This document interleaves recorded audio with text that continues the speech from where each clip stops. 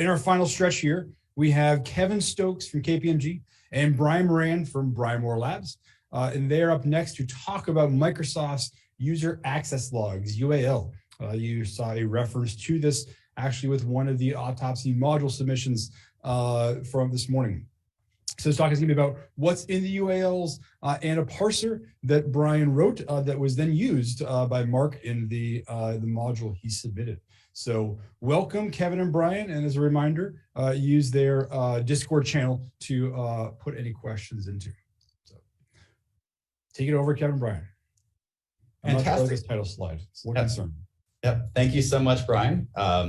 Again, as Brian alluded to, we're going to talk about UAL and the sum parser that we wrote, and kind of go through kind of a little bit about how it started, how it got to be where it is, how we found it, and then kind of just going through the portions of it. Also, we decided that we were going to go with the Squid Game theme. If you haven't seen that series on Netflix, that's absolutely incredible.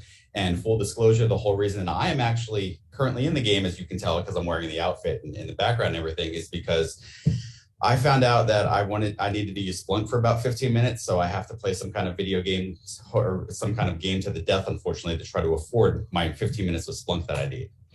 So a little bit about me. Obviously, my name is Brian Moran. I was in the Air Force for 13 years, the United States Air Force for 13 years. Got out in the end of 2011, so have about a little more than 20 years of kind of mobile device exploitation as well as DFIR focus. I started my own company on a plane back from Las Vegas in 2014, and I've been very, very happy since. And I like to throw out little random tidbits about me that people may or may not know. And for this presentation, I actually ran twice as an actual US presidential candidate. All it costs is the cost of a stamp on a letter, which now is I think 65 cents or something like that.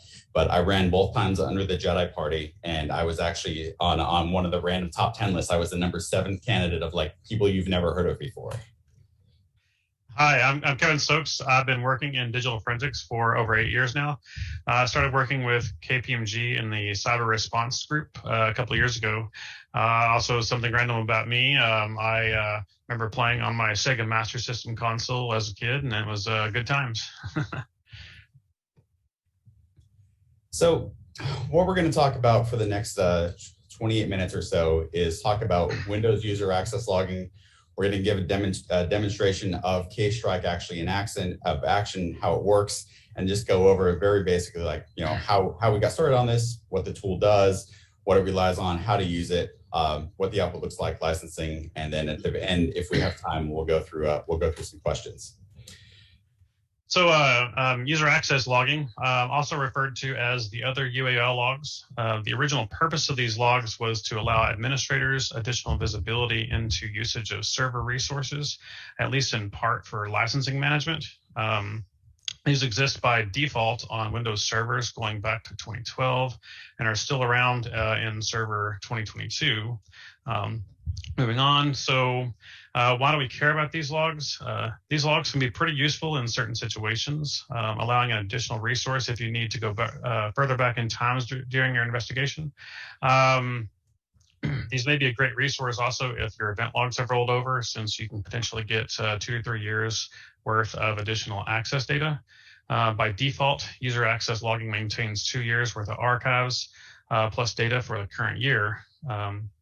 You can also get a historical perspective of the network environment over time.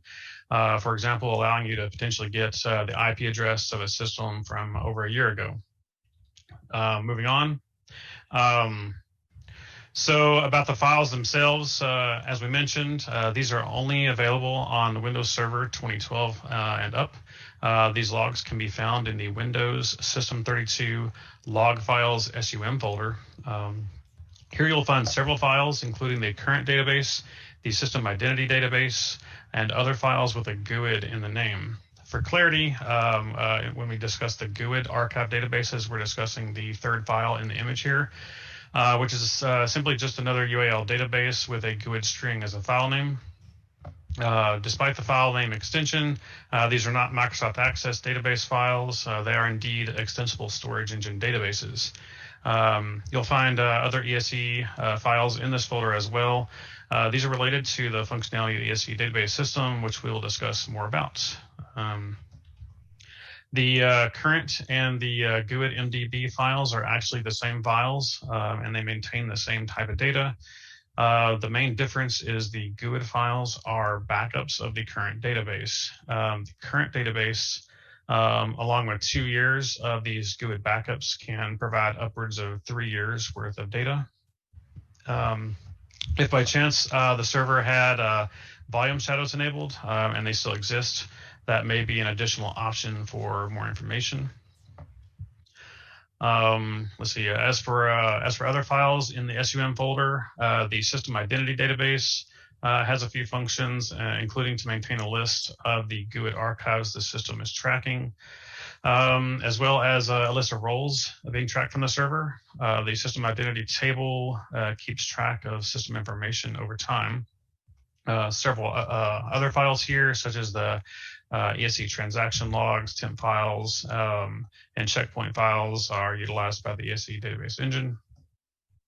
If you have an interest to learn more about the ESE databases, check out the documentation link here from Microsoft. For reference, we added information here about important tables within the databases. Per the descriptions here, you can see the clients table will show you the first and last day of access for a user and IP address. The DNS table, if available, is also a great list of IP and hostname mappings over time. Using both the clients and the DNS tables, an investigator can get the IP, domain, and username for a particular hostname around a certain time frame. Again, potentially going back 3 years. And moving on, also here for reference, we've included a list of important column names and descriptions. Some of this will be looked at later on, going over the parsing information. But just to point out a few, we have, of course, the hostname column, which maintains the name assigned to the host. We have the address column that maintains the IP address at the time for a system. The authenticated username column maintains the domain and username of an access. The day columns show an access count during each day of the year. And now back to Brian.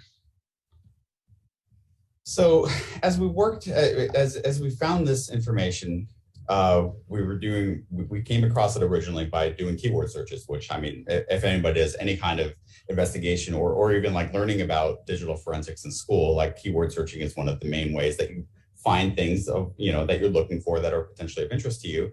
And as you move along through it, you're like, oh, well, this thing looks really interesting. There's keyword hits in here, and there's a lot of them for what I'm looking for, but like, I don't quite understand what this file is. Like, I've never seen it before, which gets into, like, okay, that's what we do, is we find something new, we start to dig into it, and hopefully we eventually come up with a way to actually get data out in a reliable way.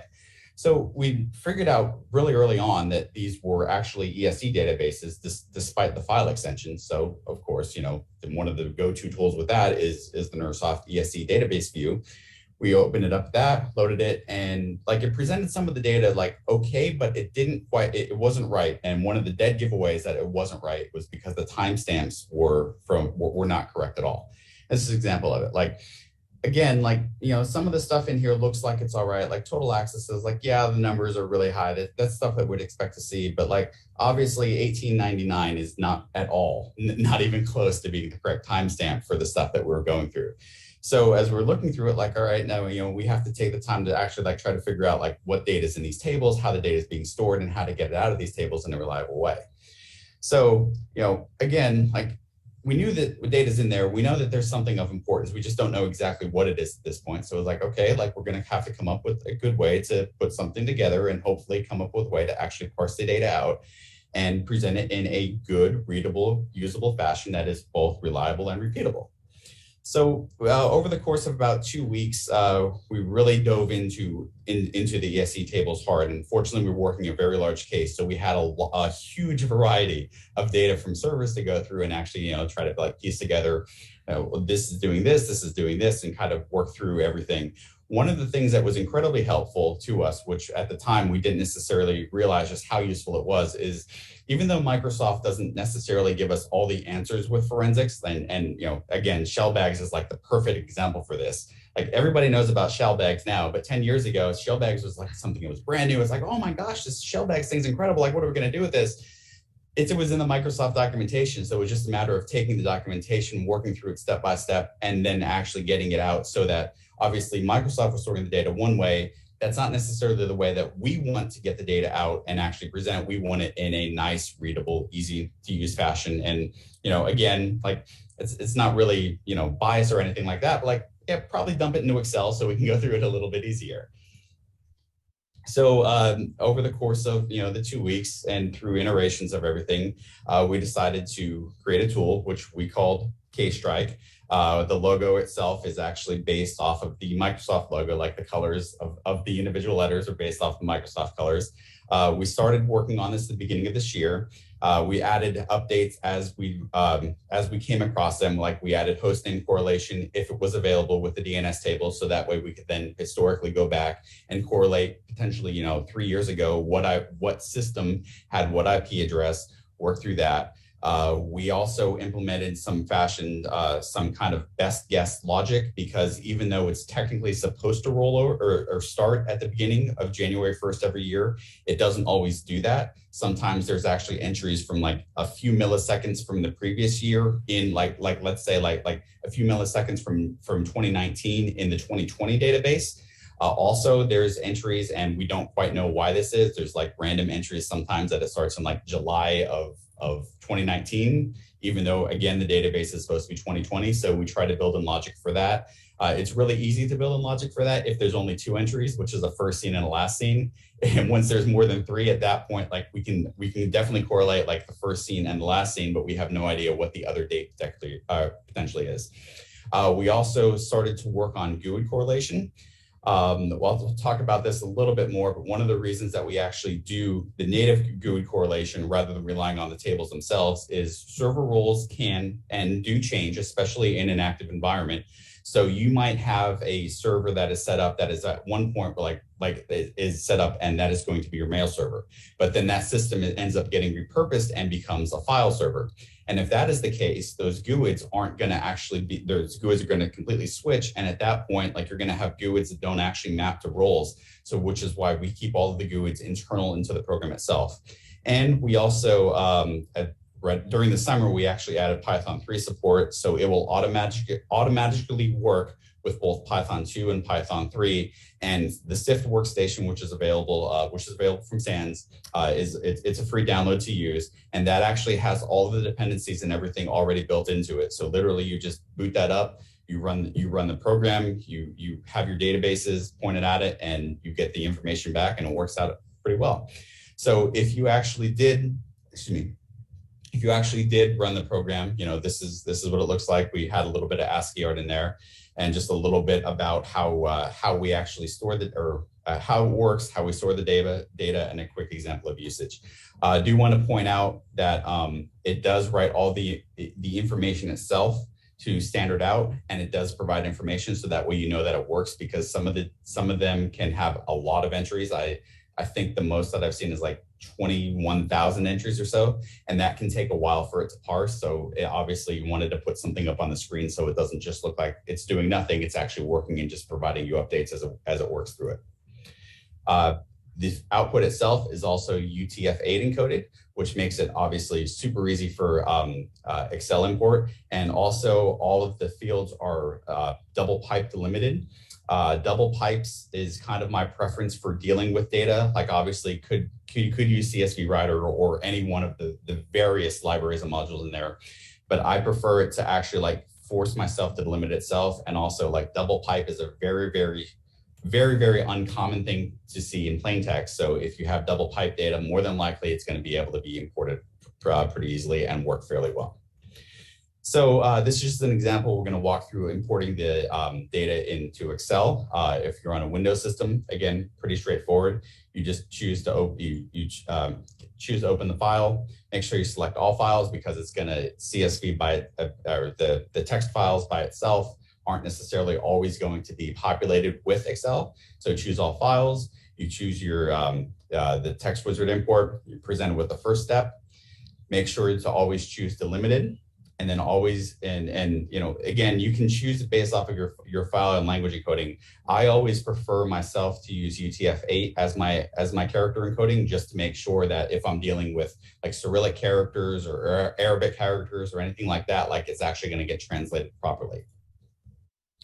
Unselect tab, which is automatically selected for you. Select other, type in the pipe, and then also make sure that you check the double consecutive delimiters as 1.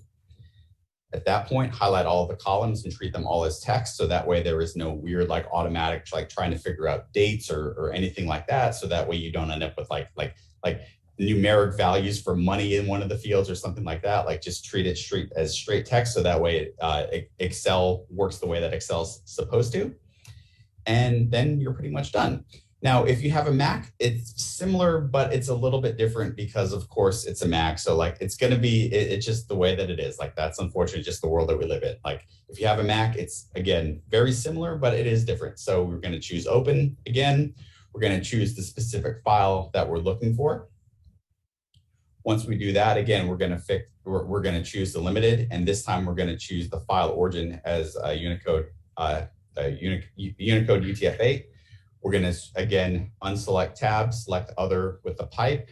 We're going to treat the delimiters as consecutive again. We're going to choose text all over again, just like the last one. Again, you know, pretty straightforward. And then at that point, like, we're done. Like, that's it. It now has taken the contents of that database and has actually like parsed it out in a nice, easy to read fashion. It does the automatic correlation with the GUIDs and the server rules, you know, tenant IDs, dates, accesses, everything. It does all of that. And obviously, you know, for this, like, this is actual real world data that was shared with us. So we redacted portions of the data to make sure that we don't, you know, inadvertently disclose something or anything like that. But it's really straightforward. It's super easy. It's really easy to do. And, you know, as Kevin said, like, this is the main thing that we really got out of this that was so incredibly important to us is when you have an incident, you don't always get notified that the incident happened like the day before or even a few days before, a week before. Usually the incident has been going on for some time. In our case, in this particular one, I believe it was approximately 18 months before we actually got the data to start to go through it.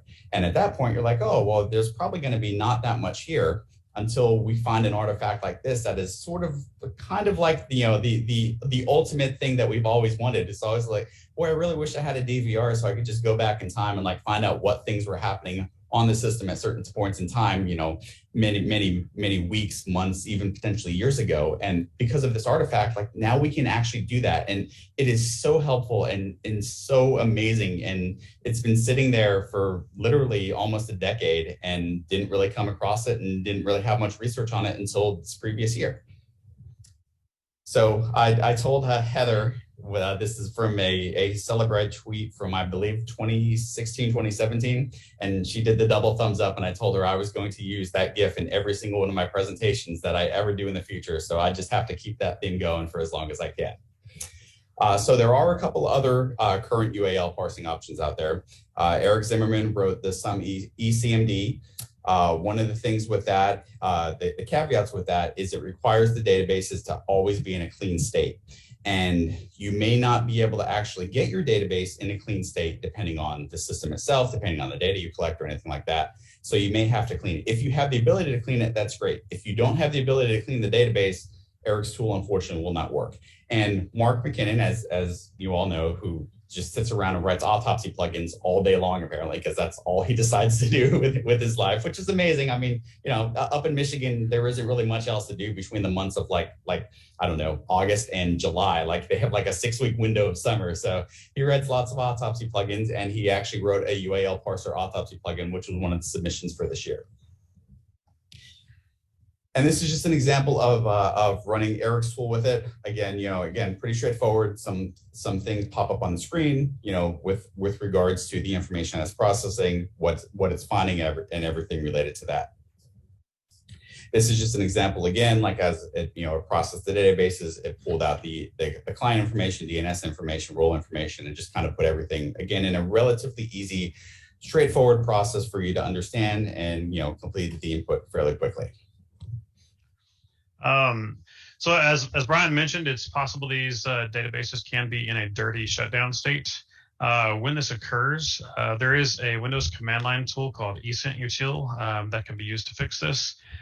This tool has a lot of features, but for recovery, it's pretty simple.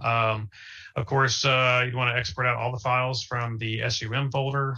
We recommend using admin mode for your command line and have ecentutil check the state of the database. If dirty, you can use the /r option for recovery, along with the SVC file. The SVC file is simply a checkpoint file for these databases.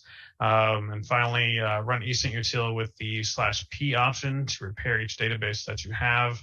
As Brian mentioned, KStrike will parse the databases in a dirty or clean state. On to the next slide. This is just a view from ecentutil showing a dirty shutdown state for this database. Continuing on, this just shows that ecentutil will prompt you at certain steps to ask if you want to proceed. And next, there is also a nice status view for ecentutil, and so far it doesn't really seem to take too long to repair these databases, which is nice. Moving on, checking the status here, you can see now it shows the status of clean shutdown after this repair. So now you're ready for parsing. And just an additional note, your favorite forensics tools may even help you with the status check. Just be sure to take a quick look at the file details within that software. Here you can see this tool showing either a dirty or clean state exists, and no command line is required.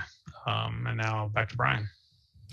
So, as we alluded to, like one of the big things for us, like as we were working through this, is that there are obviously, I mean, so many real world benefits during an investigation of why this is important, because you can look back historically and see so much, data with regards to IP addresses, with regards to server roles, with regards to user accounts. All these different things can actually start to help, hopefully give you the clues to try to figure out like what happened, 8 months ago, 18 months ago, even 3 years ago. Like all this information is actually there, and we can use this information to hopefully help us actually get to answer some of the questions that before we just didn't have any option to do so. And, obviously we all unfortunately have dealt with ransomware cases, and none of us like doing ransomware cases. And, the I guess kind of strange thing about the ransomware stuff is, especially like in our field, like one of the things that everybody talks about is like, oh, like take the classes and take the certs. And last week, somebody did one of the like sort of like in-depth studies on one of the allegedly main people who was behind one of the ransomware groups.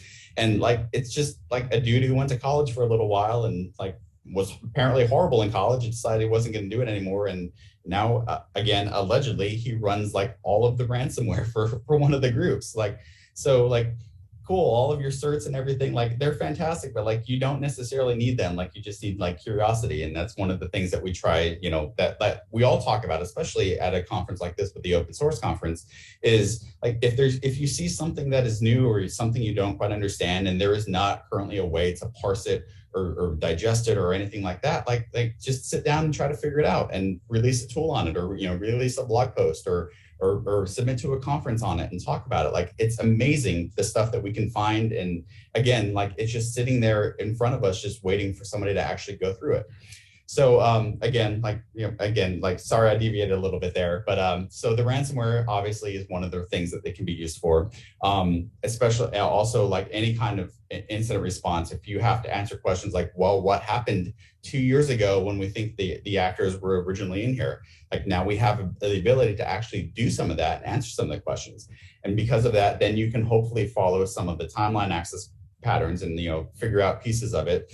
And in this particular case, this is kind of like walking through it, but like one of my good friends who lives in Australia, who I think is like just now probably waking up, if I remember how time zone conversions work, because I mean, I barely remember how to actually get dressed anymore, let alone do time zone conversions. So like she was actually able to use the information that we shared with the UAL stuff and was actually able to revisit a case and was able to show like the external IPs coming into the network and the original system that was infected, and then as the ransomware spread. So like all of this stuff was able to be done, and there was actually now definitive concrete answers as to what the threat actor did, when they got in, where they came from, all of that stuff, which was previously just not available at all.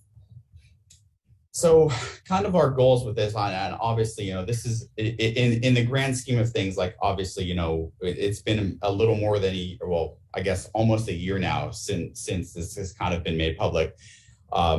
It's been a little bit longer with that, with actually like some of the other companies who have done a little bit of research on it and stuff like that. But generally, like the age, we're just going to go with about a year now. But like obviously anything that changes within these databases, anything, you know, and anything that is seen as something additional or something, you know, changes like the formatting, the structure, additional potential entries into these tables, anything like that, like it's all stuff that we want to hopefully be able to find, work through, figure it out, and actually add it to the enhancements.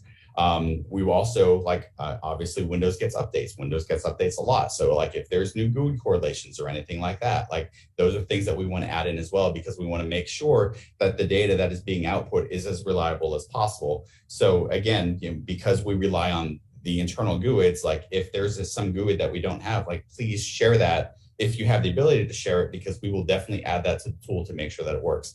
And then of course, any kind of troubleshooting you have with it, any bugs, any additional features or anything like that. A few weeks ago, I don't remember quite who it was, but somebody forked forked KStrike and actually added like a JSON output to it because they wanted that. And again, like it's fantastic. Like, you know, take it and do with it as you want. That will help you, you know, solve your cases and help make your life easier and better, because that's at the end of the day, like we're all on the same side trying to do the same thing. So please, you know, contribute, feedback, everything like that. And so special thanks to, you know, kind of how we got here and the stuff that we did. Obviously, you know, Kevin, KPMG folks, like amazing people, very underrated, amazing people, because they are incredible. We had some help, some talks with some of the folks from Microsoft. Obviously, Mark McKinnon, who just is probably in the middle of writing another autopsy plugin, like right at this second. So obviously, Mark is fantastic.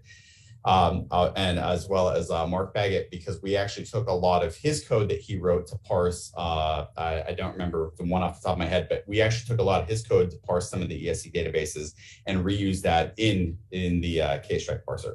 And of course, our, I guess, kind of offensive side counterparts in Russia, who kind of did things and made all of this possible. So that's pretty much it for us. Again, you know, please download it and use it. And obviously, you know, now we get to celebrate. we get to be done with our talks for the end of this year. But Kevin, anything else you'd like to add? No, thank you very much. This has been great. And yeah, check out the KStrike.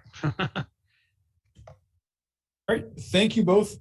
There's some good questions here on the Discord and ones that I have as well. So I'm going to selfishly start with my own, actually, in terms of, so you said these are stored kind of on a server, right? Is it logs just for accessing that server, or is it more kind of domain level access, you know, as well, I guess? So in our research, it's been that particular server. So the bad actor would have to do some sort of interaction with that particular server.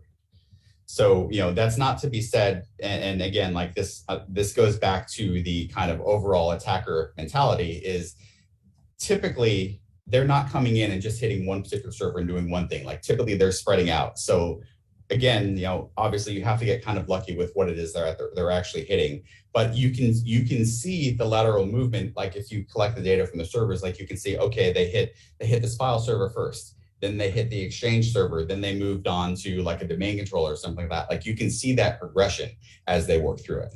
So essentially just provides kind of backup if they didn't have good audit settings. Yes. And they had a small log rollover. This is kind of similar data to what you get there, but if it's rolled over or not enabled. Yeah, and especially too, like obviously we all have event logs, but on a lot of systems, if you just have default settings, like your event logs can roll over in as little like 8 minutes. Like that's not terribly helpful if the incident happened 8 months ago. Great. So that's kind of, there's some other questions around those kind of things as well. In our last couple minutes here as well, there was one person who asked that GUIDs were mentioned a bunch of times. Can you give an example of what the GUIDs represent? Are they kind of users or computers, or what kind of things? So they are roles. So a server can have a file server role. A server could have an exchange server role. A server could have. I'm trying to remember what all of them are off the top of my head, and without having the correlation in front of me, like I don't remember them all off the top of my head. But essentially, it's different roles and then like different accesses for those roles. So an exchange server can have, I think it averages probably like 7 to 9 GUIDs that correlate to different specific things that will be able to be mapped. Great. One last quick thing. Hope it's a quick one.